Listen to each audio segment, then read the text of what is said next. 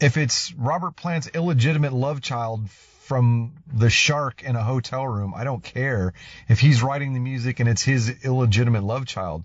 If they sound like that, we need something. Rock needs something like that. Welcome to Musing. Every once in a while, my brother George and I would have these conversations about music. Music is our passion, and it's a huge part of our lives, and we decided to share those conversations with you. So if you love music, sit back and enjoy this podcast.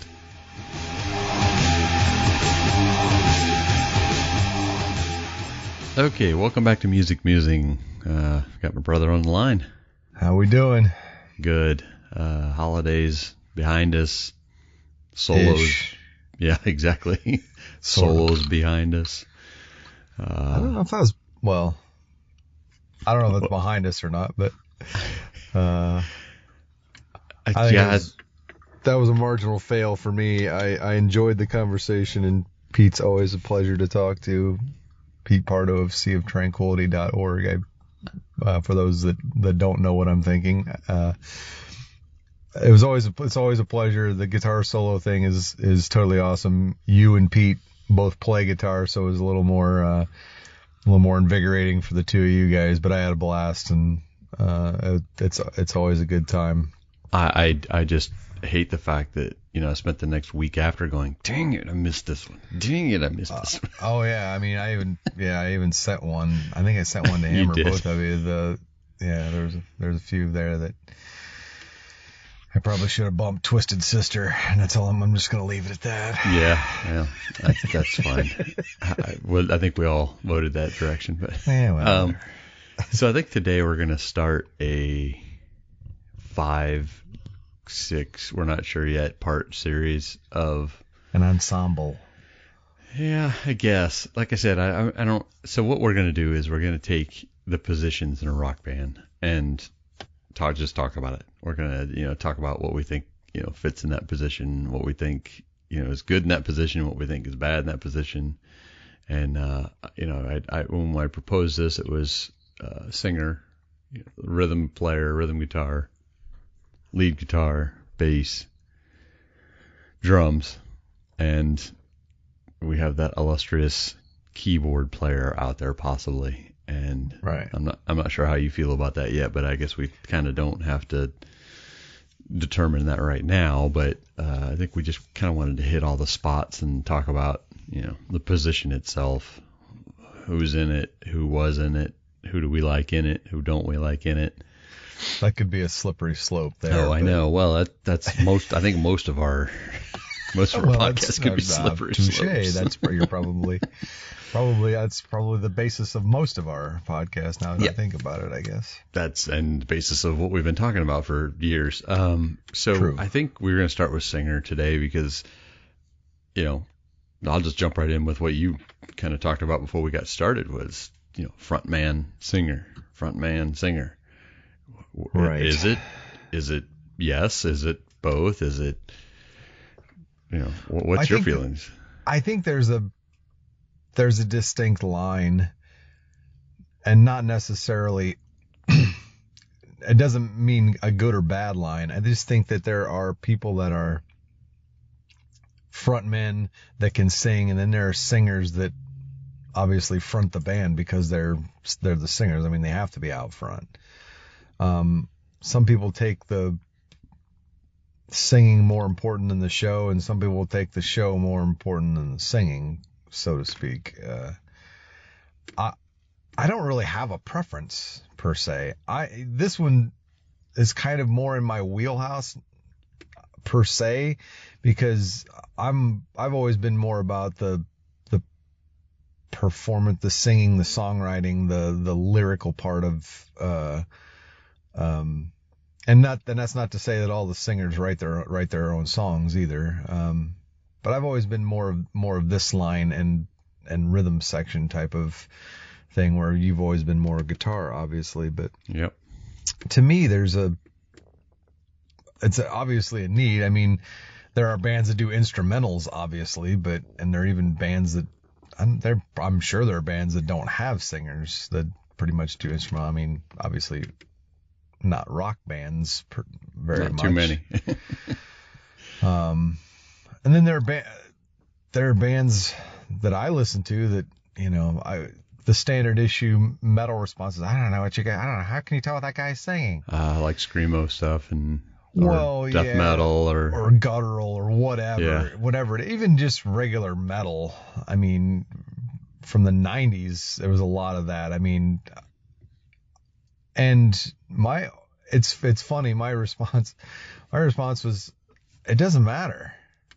You know what? I mean, because some of the performances in that genre of music doesn't matter.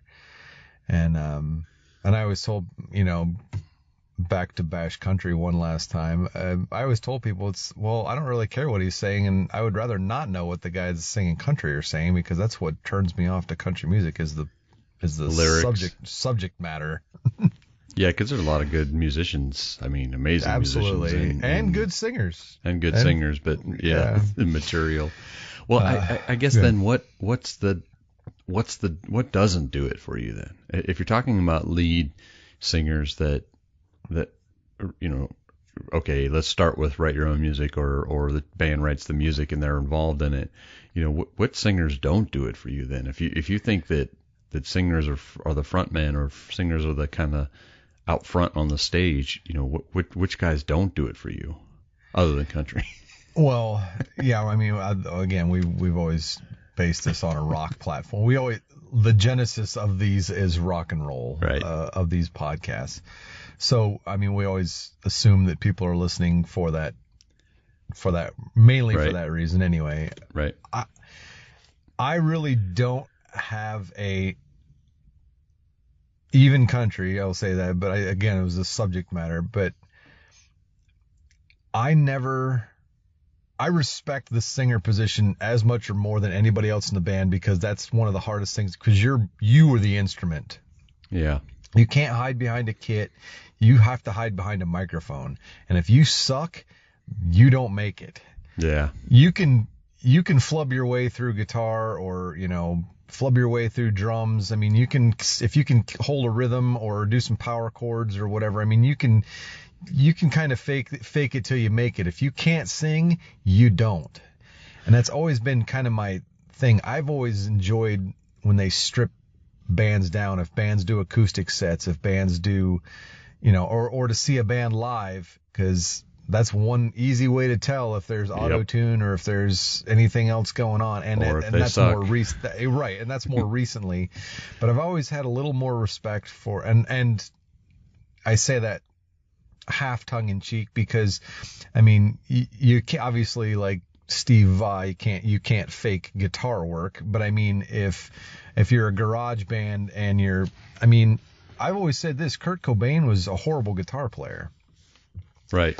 Very rough, very non-polished, yeah. Right. I mean, there was a lot of, anyway, but the passion that guy sang with, and I think he put more into the lyrics and the singing and the show, more or less, than he did the actual guitar playing. But the singing part of that is what I always liked about Kurt Cobain, was the passion that guy sang with, even when he was, more or less screaming. It was always, and that's one thing to spin the negative a little bit. The positive thing is some of the guys that I see, even new singers coming up, this kid from Greta Van Fleet is, yes, they get the comparisons to Zeppelin and so on and so forth, but man, that kid's got a set of pipes, man. I mean, that kid can wail. And there's a lot of that going on in rock music today, but as far as dislike, I don't think there is a. Oh, hold on, let me ask the question different then. All right. Maybe it's not dislike. Maybe it's, tell me, does something pop into your head about a band that carries the singer? Meaning, it's such an amazing band that the singer's mediocre, but they're getting by because the band is so good. Is there something out there like that? I mean, ZZ Top. Really? That always comes to mind. Huh. I don't know why, because I think they've always been an extremely tight 3-piece band, and his voice never. I don't know what it is. I've never thought. I mean, it just never fit for me, and I don't know why that's always stuck out to me. I love the guitar work, the drums, and the bass in ZZ Top. I've never figured out. It just never sounded right. Yeah, and maybe that's just me. I don't know, but ZZ Top has always come to mind when I think of decent bands with average singers. That's kind of funny because my first go-to is Rush for me, and oddly enough, another 3-piece. Yeah. Everybody is, Geddy Lee is the voice of Rush. Well, yeah, he's the voice of Rush, but I don't think he sings that well. No, I would second that. There's no splitting high notes, and there's no, variation in his voice, or it feels like a lot of times like he's talking for me.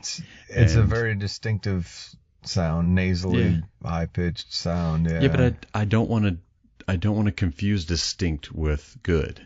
That was my issue. That was my issue with this doing this one. Yeah, yes. This was my issue with doing this one, was that I didn't want to bash anybody. I didn't want to call anybody out. Oh, no. But I'm going to, because except Geddy Lee. Well, I mean, and it's not that I don't appreciate or like their music either. Like, if Working Man comes on, I love that song. Working Man is one of my favorite songs. And again, we go back to solos, because I wish I would have thrown that in there. But right.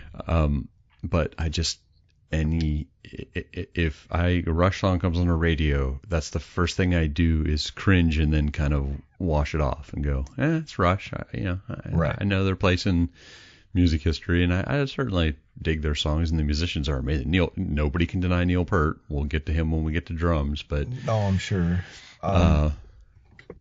If we're going that route, it's actually one of my more liked bands is Primus. And the singer is an Olympian athlete on the bass guitar, but Les Claypool's voice is, if you either do or you don't. You either get it or you don't. Well, and I love Primus. I will preface that, but his singing voice, if we're going to call it that, that's a good point, though. I mean, if you think of bands like Cake or Bloodhound Gang, and how a lot of their songs are more spoken than they are sang, but they're extremely, popular. Sure. Nobody can deny Cake in the 90s. They had a lot of hits. Sure. Bloodhound Gang was pretty big, not, huge, but definitely the people who followed them loved their music. And go back to Primus. A lot of the stuff he did was speaking. There wasn't much actual music or, vocal variants or range. Yeah. So not so much Freddie Mercury. No, yeah, but then what's the difference between these two? Why does one band get fame off of speaking and one band gets fame off of singing? That's what we were talking. You brought it up. It was the band. Yeah, but the actual band, because that's ZZ Top. Most of theirs is, there's no range there. It's talking, think about LaGrange. One of their most popular songs, I should say. It's pretty much starts off talking, and I would about bet on a decent tequila karaoke night, I could probably carry ZZ Top. With my vocal range. Well, no, same to say about those other two bands that I mentioned, and any band that out there that kind of uses Geddy speaking. And Les Claypool. Strangely enough, are both bass players that sing. They have a very distinct, and like you said, not necessarily bad, but a very distinct tone to their voice. Right. And that's where I always but their bass playing abilities, or and Geddy, plays keyboard and bass and sings. There's a level of that too, that some of these singers also play guitar. They also, play bass. They also sing. But you could say the same thing for like a Slayer. I mean, there's not really like a whole lot of range there, but he, sings and plays bass guitar. Sings. I say sings. You can't see me using air quotes like the wavy arm thing there last time, but it's, there's a level of that, like I think in most cases, if a singer plays an instrument, I think one or the other suffers. Yeah, that's a really good observation. I'm trying to think of what else out there would fit that. Well, there's also the opposite of that, where there are people that play guitar and sing. I mean, Stevie Ray Vaughan and or Gary Clark Jr. that sing. I mean, I liked Stevie Ray Vaughan's voice. Yeah. And obviously, I mean, his guitar playing is without say. But I mean, there are certain situations where both are above average. But well, I think you also get a different sound from people like that. I mean, sure. I'm not a Stevie Ray Vaughan voice fan. He is definitely not. He was the Oh, he's not melodic by any stretch. No, but his voice was actually a draw down for me. I think that his musicianship was it's spoiler, but I think about him the same way I think about Joe Satriani. I loved his guitar playing. I loved how he arranged stuff when he started singing over, but I hated his voice. His voice was just. And that's the way I felt about Stevie Ray Vaughan. I'm not a big fan of his voice at all. I'm right. That even his brother singing for the Fabulous Thunderbirds. I just didn't like his voice. I love the music. I just didn't like that growly, slang tone feel right. to his voice. And so I think that. There was a lot of that. Those were Texas based and right. Southern rock. I mean, the Lynyrd Skynyrd's, the 38 Specials. There was a lot of that Southern rock that had twang to it they were great bands, but didn't have this monumental. I think Ronnie, as far as Lynyrd Skynyrd, that was more of a front man than and again, if we're talking range, I mean, I think the front man versus the singer thing, there's a distinct line in kind of what you said about almost feels like they're talking the lyrics versus singing, because you're not going to compare Ronnie Van Zant to Freddie Mercury. And I was just about to say, you brought up Freddie Mercury and even some of their songs, there was talking in it. Dude, Brian May amazes me, and he was brought up in the guitar solo thing, and I'm still blown away by his prowess. Yeah. Well, other than that, I like nothing about Queen. He did compliment Freddie Mercury a lot.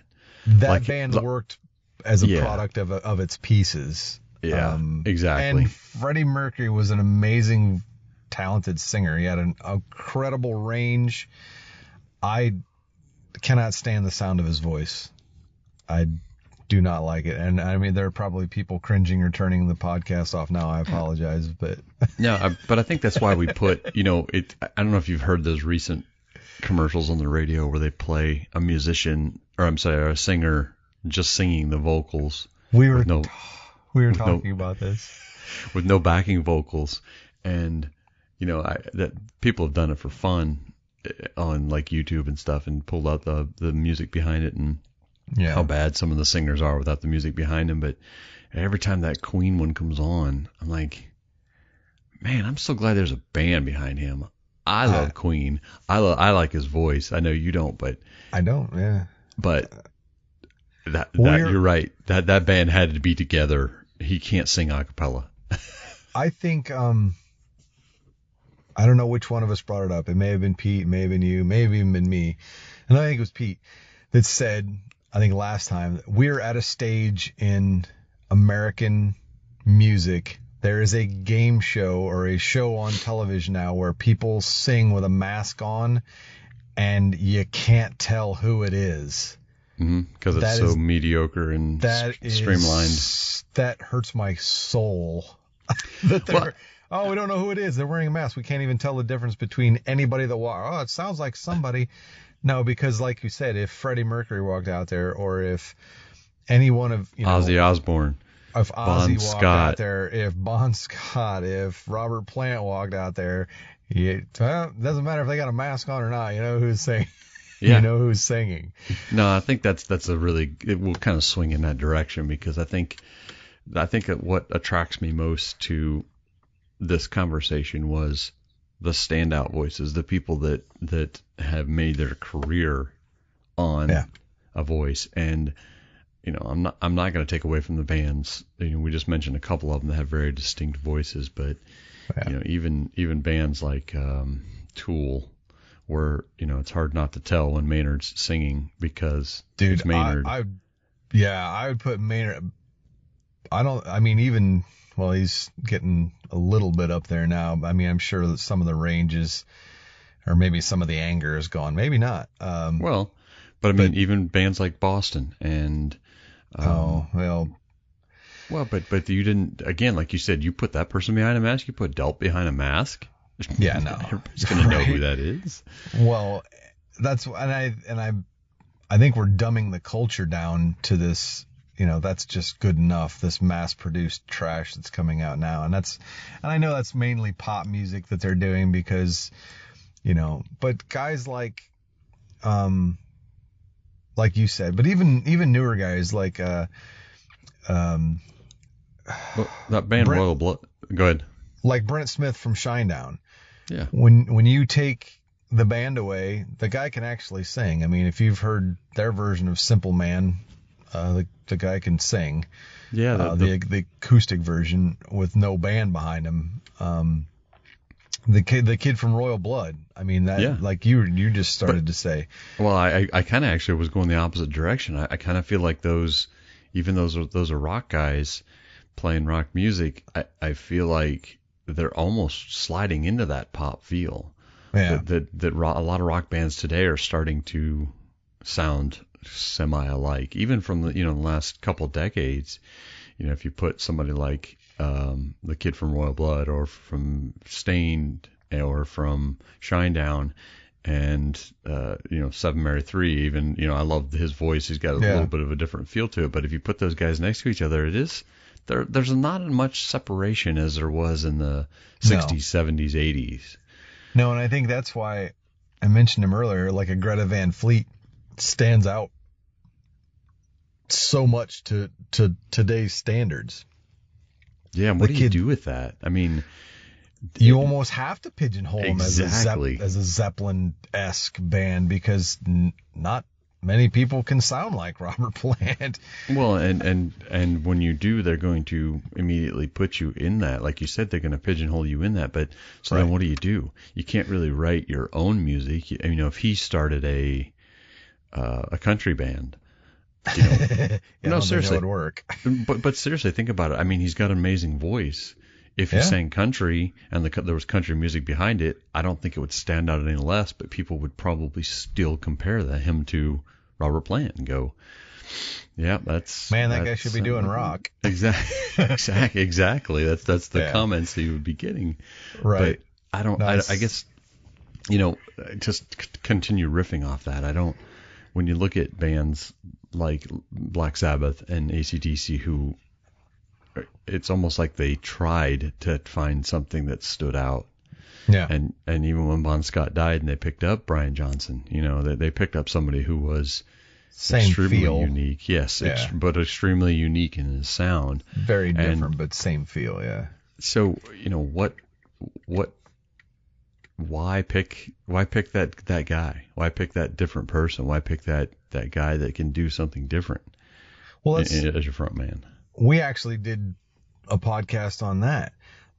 Look at Van Halen. Look what Van Halen did. Yeah. David Lee Roth, high pitched, I wouldn't even attempt to make the sounds that guy made. Mm-hmm. And they went to somebody, polar opposite, Sammy Hagar, more of a raspy, more of a gravelly, and Van Halen and Van Hagar. I mean, we literally did a podcast on it. They're two different bands. Yeah, but we've also touched on the fact that there's some songs in both of those camps, the two camps that came after, that they've tried to mimic the other person. Right. But at the same time, they're nowhere close. No, they're not. So, I mean, that's maybe a counterpoint to the AC/DC. I mean, and even Black Sabbath. Do you go from Ozzy to Ronnie James Dio? What, was that the right move? I think Dio was a way better singer than Ozzy. Am I going to get hate mail for that too? No. Well, if you're talking about, by comparison, the music is way. I don't like Black Sabbath with Ronnie James Dio. Black Sabbath is always going to be Ozzy. Ronnie James Dio, solo, Rainbow or whatever, or not Rainbow. There's a level of. I don't think that was a good fit. In Black Sabbath, but Ozzy solo. See, that's where it always bothered me. If you change the singer, and when we said this, you should have to change the name of the band. If you change the band, you should be able to keep the name of the band. Like Guns N' Roses. Axl Rose. Okay, whoever you put behind you, we'll call that Guns N' Roses. But like. Axl Rose leaves, we'll call it Velvet Revolver, put somebody else in front of it. You know what I mean? Yeah. So, I don't know. No, but I think maybe we've just moved into the era where the singer isn't the front man anymore. Maybe that's, if you want to put definitions on it, if you want to put definitions that the guy standing out and holding the microphone is the front man, maybe that just doesn't matter anymore. Maybe that doesn't matter. You look at bands like Yes and, like you said, Lynyrd Skynyrd, and bands that those singers stood out and you knew their names. Yeah. And they stood out for reasons. Bee Gees. I'm dipping into but if you talk about guys that are singing quote unquote falsetto, right, and making their voice sound different, could have been the lead in for hair metal, could have been why hair metal kind of came about, bands like Yes and the Bee Gees. But that's because they wanted to stand out. They wanted to be the front man. But you never saw that on the stage where you had guys arguing or anything, but like the guitar player is going to be the front man or the singer is going to be the front man. But right. Well, there's also, look at like the Eagles or Genesis where the drummer was singing. True. Or multiple singers.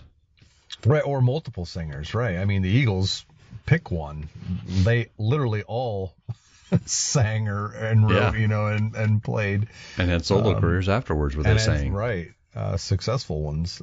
So there are some, exceptions to the rule, but I think it obviously, like I said, you can hide behind a guitar or a bass or drum kit, but when you're out there, you either sing or you suck. That's most bands. I think pass or fail mark is your singer. If you don't have somebody that can at least carry a tune, you're going nowhere. You can be, and again there are exceptions. You can be. Well, that's what I was trying to get when we started. Let's circle back to that. What is the exception? What band is good enough to carry a mediocre singer? I think Kiss is a mediocre band.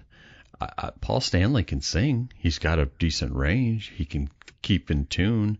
Gene Simmons can sing decently. He's more of a talker than he is a singer. But where's that band out there where the band is so good that the singer doesn't matter?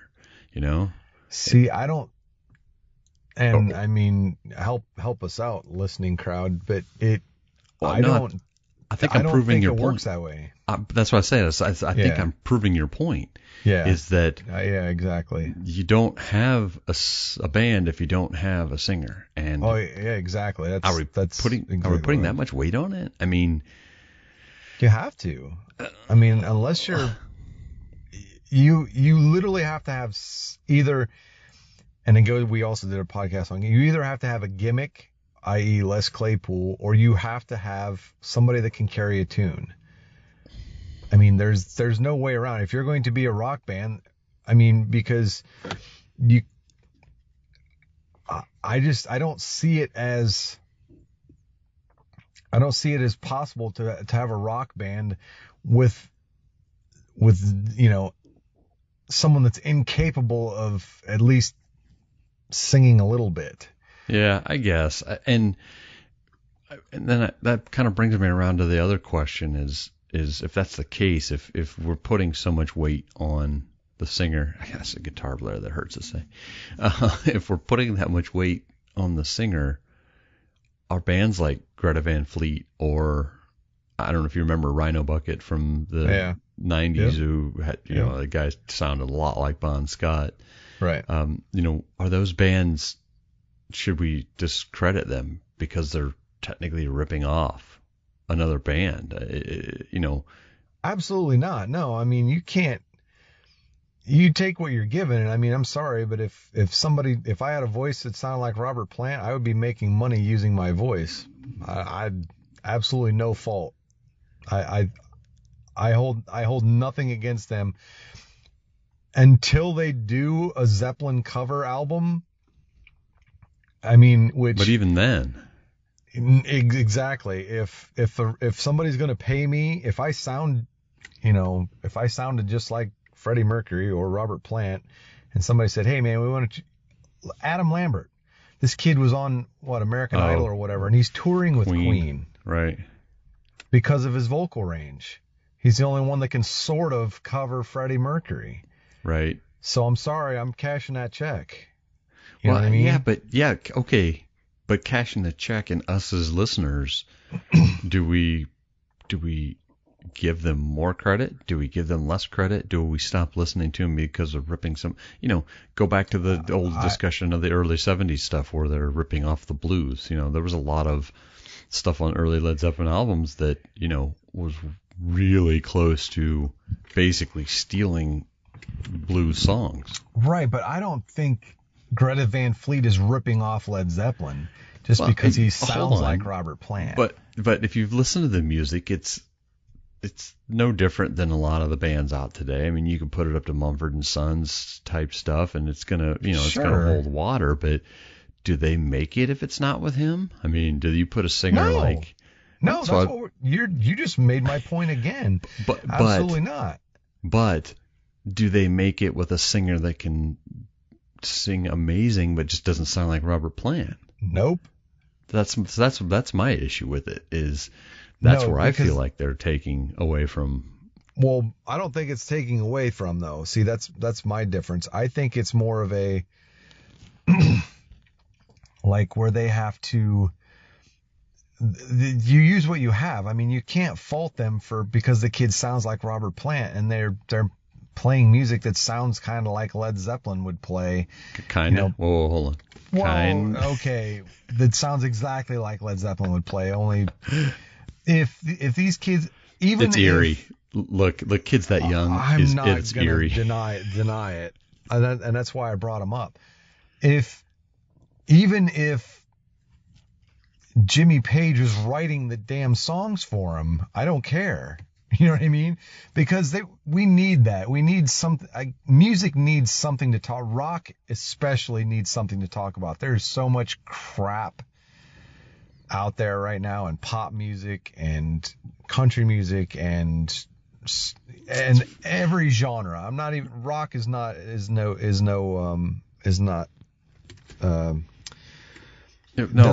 Doesn't get a pass on this. Well, I think there's it's funny. So much garbage out there right now that even if it's Robert Plant's illegitimate love child from the shark in a hotel room, I don't care if he's writing the music and it's his illegitimate love child. If they sound like that, we need something. Rock needs something like that. Rock needs singers. They need kids that find out that they can wail and step up. If it's Adam Lambert singing for Queen, or I apologize, I don't even know the kid's name, for Greta Van Fleet, that whatever it is, we need that to maintain. And because if you're going to fault Adam Lambert for singing with Queen, then you have to fault Brian Johnson for singing with AC/DC. Well, true. And I think when you look back at the times in history where they've had to change, death or things, other circumstances that put a singer out of a band, right? I guess you didn't fault them either, right? Fault Brian Johnson, but I think it's funny that we're kind of going different directions with how we feel about it, but I think the end result is the same. I think you're right that musicians in bands, singer, no band. Well, just musicians in general and bands were known back then. When a new album came out, you knew Robert Plant, Jimmy Page, John Paul Jones and Bonham, and you knew those names. You knew all the names. Right. I'll apologize again for not knowing the kids. But that's the point. That's the point I'm making. That's music. That's music today. Yes. And maybe it's the longevity of bands today that they don't get decades to be around. We talked about that I think with one of the podcasts with Pete as well, or might even been Pete Maloney that mentioned it, that you just don't get time anymore. You get one, maybe two albums. Yeah. And then the next person's up. It's you're swinging, you're hitting, you're getting hit on, you're getting on base, but the next person's already up to bat. Well, that's what I think. I even said that too. That there's we're in a what have you done for me lately mode in the world right now. Everything is easily accessible. Everything is 24/7, and at the push of a button you can find out. I'm sure you may or may not have you could have been looking up who sings the singer's name for Greta Van Fleet while we were talking. And that's the world we live in right now, that there is a distinct, we have game shows where you can't tell who's singing because they have, because they come out on stage in a mask or costume, so you can't tell who it is, and if, like we said, if Aretha Franklin walked out on stage or Freddie Mercury, you'd probably pretty much know even if they had a mask on. But second to that, I think we're force fed this TV shows like that, or lip sync battle, or whatever it is, that I want to hear talent. I want to hear somebody that can sing. I want to hear this kid from Greta Van Fleet. I want to hear, Brent Smith from Shinedown, or Gary Clark Jr. acoustically. I want to hear these guys, what they've got. I want to hear the stripped down version. I want to hear the power in their voice. I do want to hear guys like Sully from Godsmack that can really get after a lot of power. Philip Anselmo from Pantera, that, maybe you can't understand all the lyrics because of the way he sings it, but the power and the passion in their voice. Same thing with, again, I keep beating that horse, with Greta Van Fleet. The thing is, I want to hear the power in the singer's voice. I want to hear what they have. I want to hear their version of this song. I want to hear their version of what was written. If the guitar player wrote the song or wrote the lyrics, I want to hear if Angus wrote the lyrics, I want to hear Brian Johnson's definition of that. Yeah. And go ahead. No, I was just continuing that point. If whoever writes this, if the singer writes the lyrics, that's what means something. That's what powers that band, because, we just did our top 25 of all time, and Let There Be Rock. To hear Bon Scott, to hear anybody else sing Let There Be Rock is, for lack of a better term, is blasphemy, because you can't. We talked about this on our covers, I think, too, that there are certain songs that you shouldn't mess with. Yep. Because that song, I think that was one of them. Only, right. But do we give Sammy Hagar a pass for singing Panama, or do we give David Lee Roth a pass for singing When It's Love, or whatever, because they've changed back and forth, and now their word on the street is Van Halen is touring with the original lineup, and we've all laughed. Yeah. We all hold our heartily laugh. Yeah, we all hold our belly and get a good chuckle out of that. I'll believe it when I see it too, but anyway, do we give Brian Johnson a pass for singing Whole Lot of Rosie? Yeah. I don't. I like Brian Johnson and Brian Johnson's AC/DC. I like Bon Scott and Bon Scott's AC/DC. Mixing, obviously, you couldn't go the other way, but Brian Johnson singing Bon Scott songs is not something I'm, keen on. And I mean, they've got enough. Hurts. It actually hurts sometimes. They've got enough catalog that they don't really have to. But everybody wants to hear the.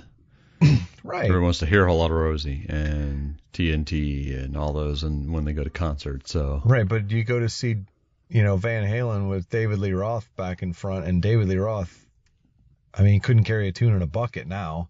Yeah. I mean, I don't know if it's I don't know what, but the guy, his voice is garbage right now. But anyway, there's a lot of, what do you do? Because if you've lost a singer, do you try to replace I know it's not possible, but I mean, if Led Zeppelin were going to come back, I saw Boston, there we go, we'll use that example.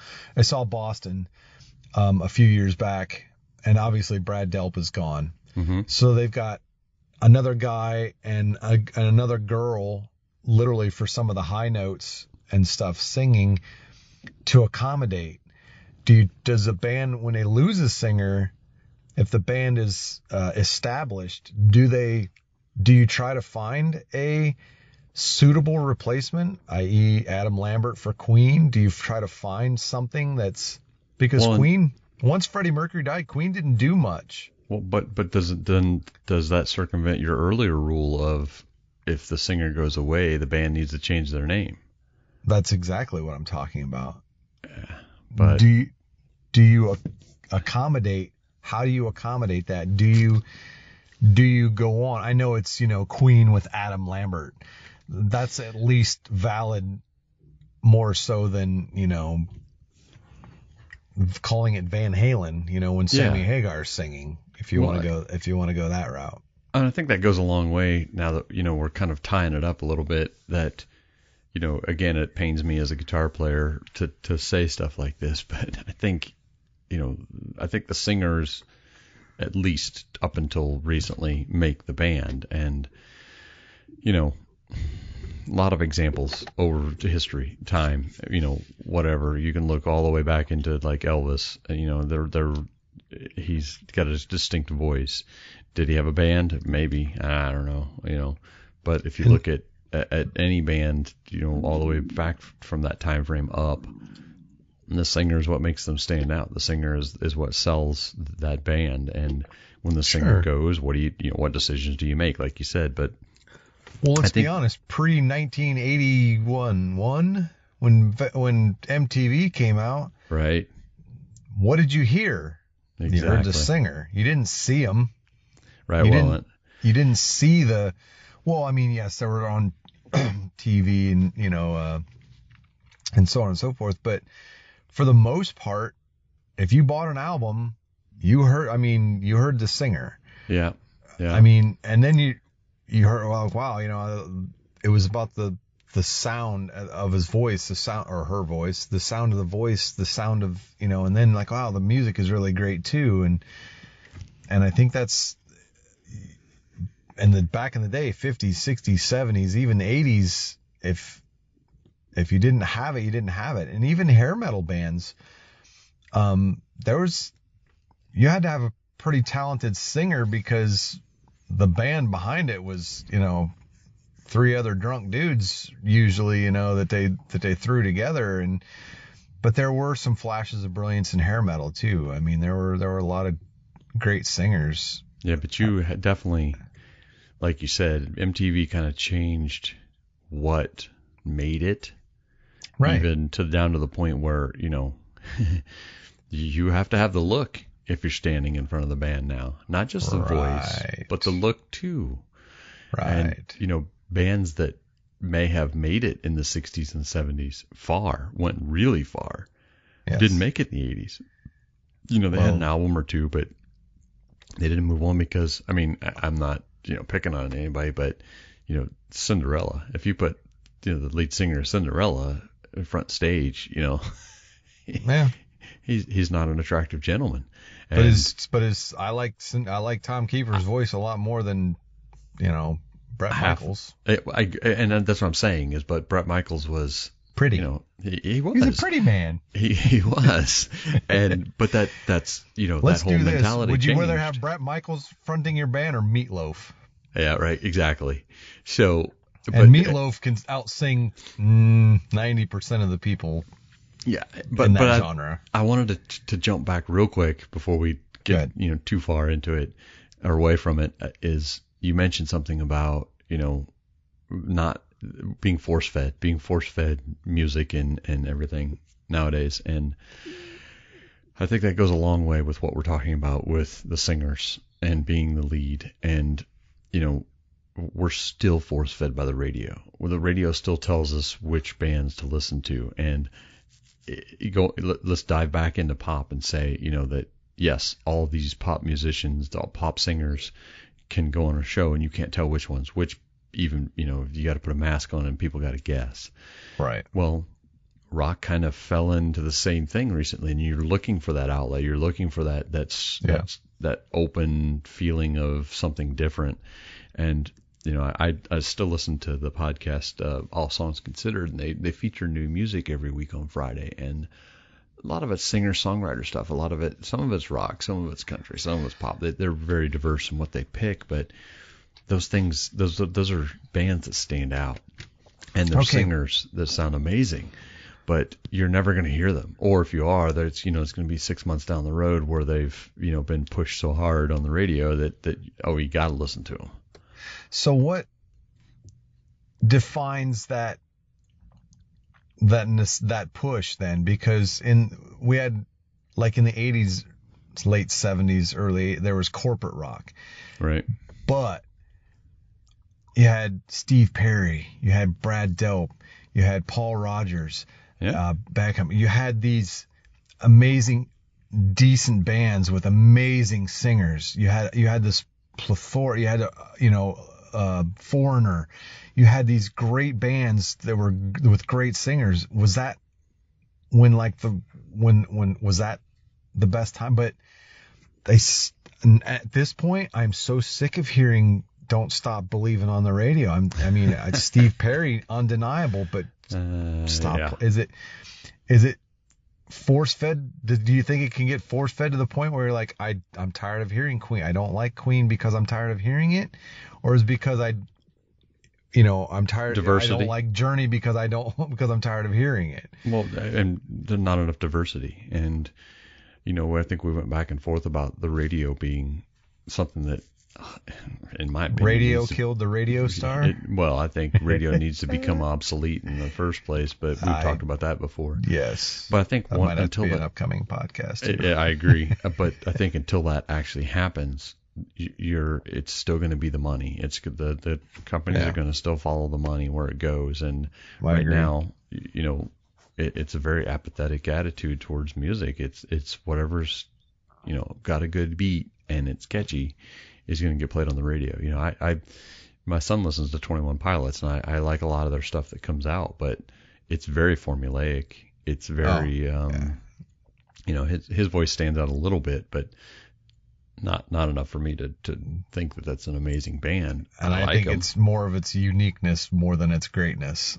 Yeah, exactly. No, and it's Les Claypool 2.0 to me. Right. Same with like Imagine Dragons. I think their stuff is pretty good, but it's not any different than 7 other bands that just aren't getting the push. To me, I would Imagine Dragons is popular, but 2, I think they're gimmick based.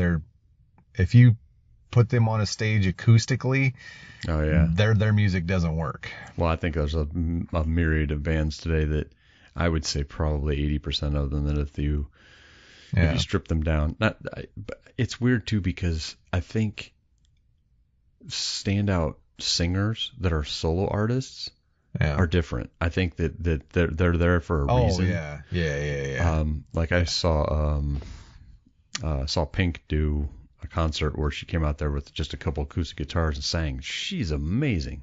Oh, if you've ever heard her do Bobby McGee, Me and Bobby McGee by yeah. Well, I think we shared that cover Janis around Joplin, a couple times. Yeah. But I think that single artists like that have that talent to just strip everything away and be a singer. Yeah. I agree. Yeah. So I think, I don't know, it kind of circles around back to that popularity thing again. And I think there's a lot of music out there that probably would fit with that 70s, 60s, 70s, 80s rock idea of a singer being an amazing standout, the band being either good or great, and just going really far with it and knowing the singer, but they're never going to get play because they're producing their records in their basement and they're sending it out on Spotify. They're putting their stuff out on there, or there's another one that where you Bandwire or something, like, I can't remember what it's called off the top of my head, but there's places out there for them to put music like that, but it's just never going to get heard, unfortunately. Well, and it's, again, we're in a mass-produced lifestyle right now. I mean, everything is fast-paced. What have you done for me lately? What's the next band? What's the next band? What's the next band? What's the next band? What's the next big thing? And I don't think it's even these new bands with a lot of talent don't even get a fair shake. I mean, even if, we'll use your band, 21 Pilots, even if they are the next Led Zeppelin, we might not ever find out, because not enough longevity in bands. There's today. 22 other bands that are going to play right after them, Yeah.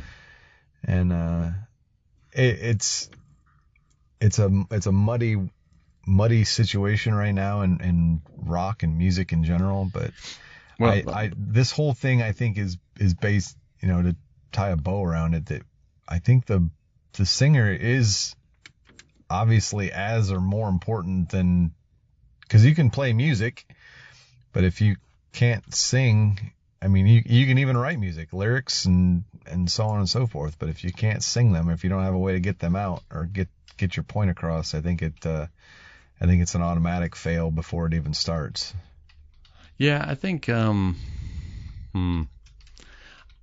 don't think that it's a fail before it starts. I think it's a I think I'll say this. I guess I'm just summing up what you said. I think that we're too short a attention span today to even get to the point where we know the singer's name. Yeah. You've talked about Greta Van Fleet a couple times, but are we going to get to the point where we know that guy? Are we going to get to the point where that guy gets a name out there and who he is? Obviously, people that are are extremely into it and gaga over the band is going to know the singer's voice, but everybody knew the singer's voice in the 60s and 70s, or is it just because they've been out for so long that we know them? That's what I was kind of hinting at too, I guess, that because we've researched or because we like the band and it's been around for 40 years, it's kind of or more. Right. But I think it's a little of both. I think a band like Greta Van Fleet is going to make it because of what they sound like.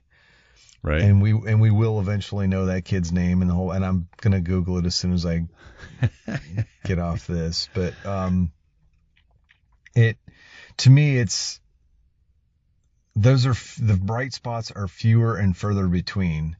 Because to go back just for a second, in the late 70s and 80s, there was, you had Zeppelin, Journey, Foreigner, Boston, Bad Company, with these amazing singers, Queen, excuse me, that had this ridiculous ability to pull you in vocally.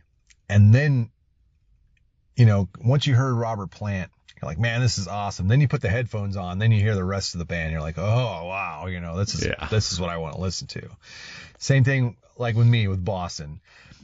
When I heard Brad Delp, I was like, wow, that guy can wail. And then, Tom Schultz was like, holy moly, it's a whole different sound, when you start listening to Boston. But Paul Rodgers, from Bad Company, love that guy's voice. That guy, and he sang with Queen. So, I mean,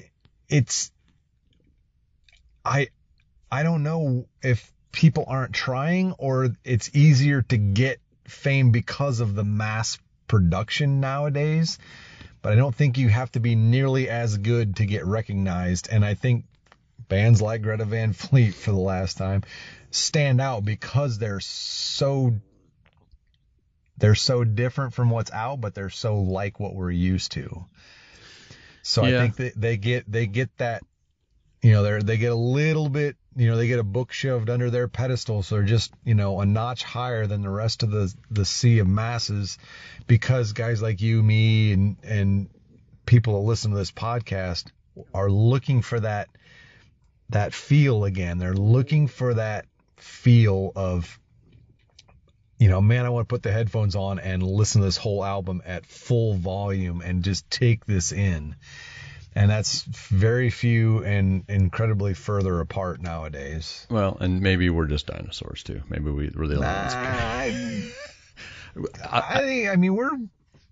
ones. I'll make this argument. Greta Van Fleet's song is already featured in a commercial on TV. I don't doubt that a bit. So,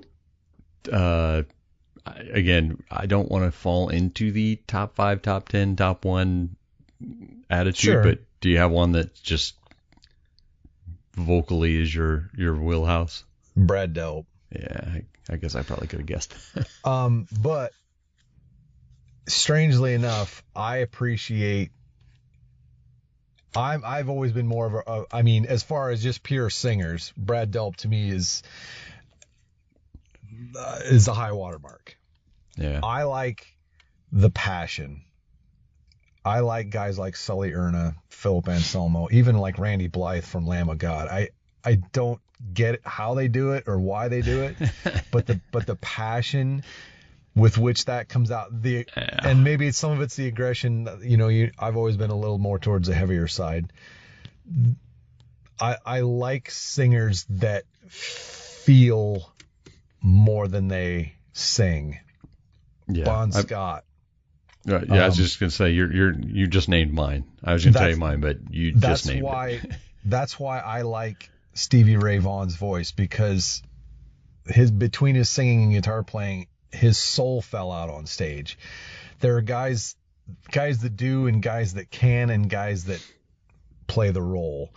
And I will say this, even though not a huge fan, obviously Freddie Mercury's voice was angelic. The guy could, the guy could sing.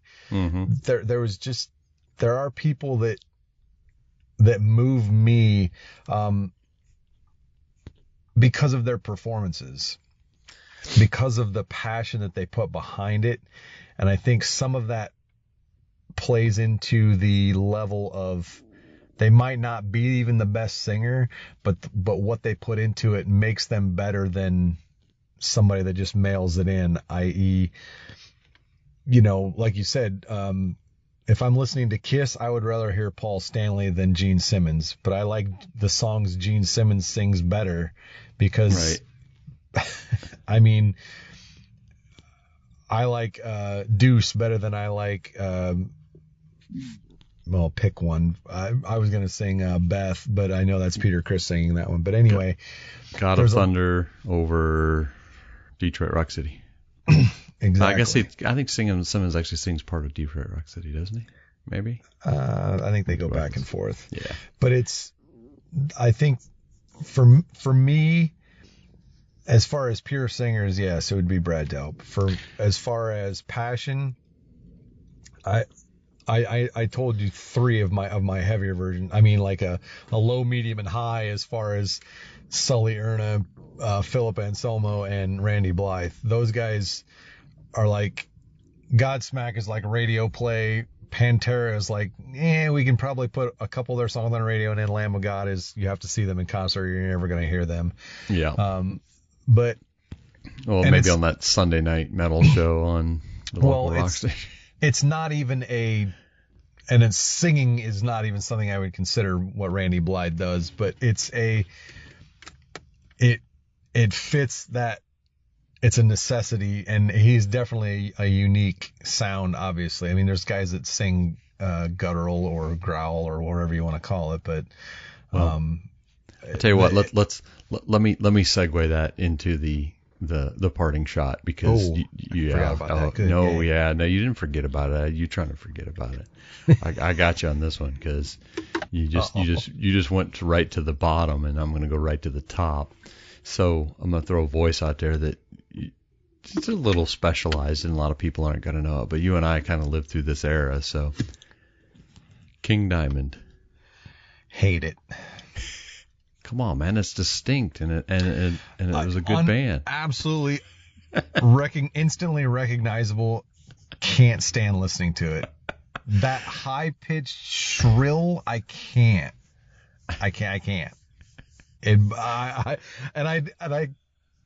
I like the music, but I can't. If there was like if you could turn the volume down on his voice a little bit, I would, but. Well, it's one of the ones that's always stuck out to me. You know, you got a lot of unique, people who tried to take voice and make it a unique thing to sell it. Yeah. And that was certainly one of those times where he really went. Yeah. For lack of better words, above and beyond. How many octave range is that guy? I wonder how many octaves that guy has. I don't know. Or had.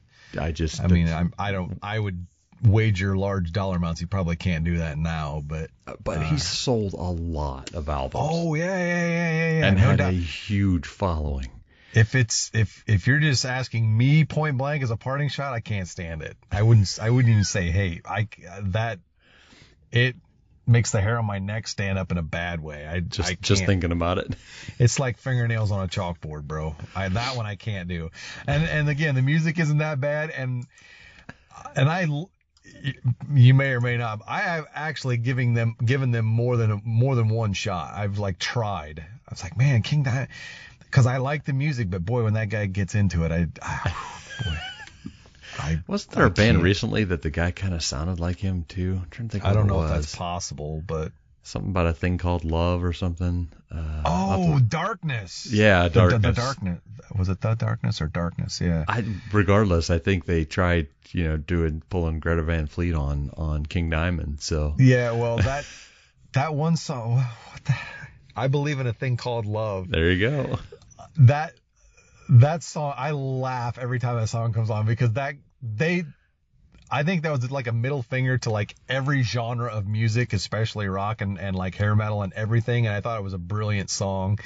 And for a one-hit wonder, I thought that was brilliant. And the guy's voice is horrible, but I can actually listen to that song because it's funny to me. That's but anyway, hilarious. Yeah, that's parting shot for the day. That worked because no. Well, I don't.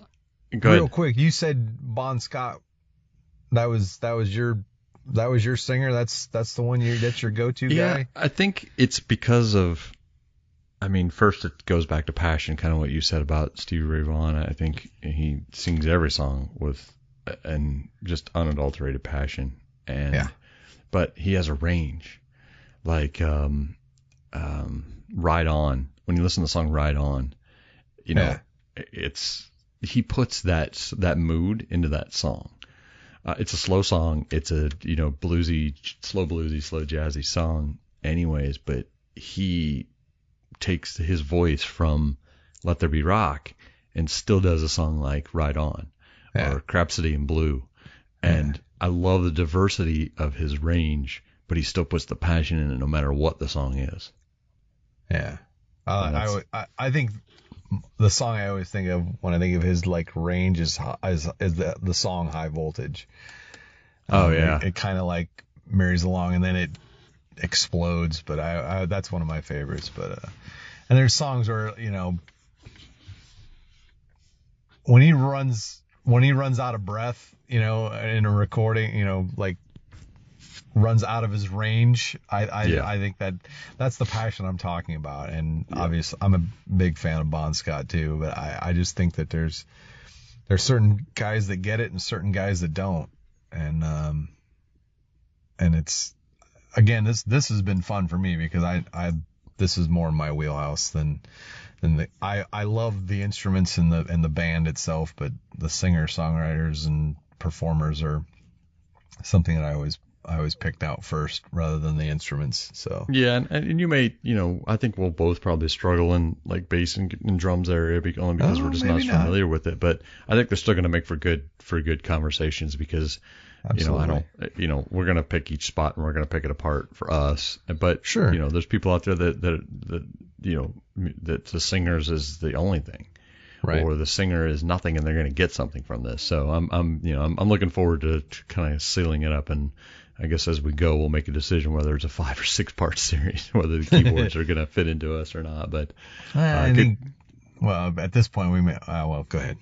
Yeah, well, that's what I said. We'll leave it as an open. I'll do one of 5/6, and we'll decide as we get going when it's going to be. So, good conversation today, brother. We'll catch up in a couple of weeks and do another one. All right, peace out. Have a good one. See ya. We want to talk to you about music, so reach out to us at musicmusingfeedback@gmail.com. You can also find us on most social media sites by searching Music Musing or George or Craig Seibert, Sybert. And you can also find us on Twitter as musicmusing_ as well. Thank you for listening to this Music Musing podcast.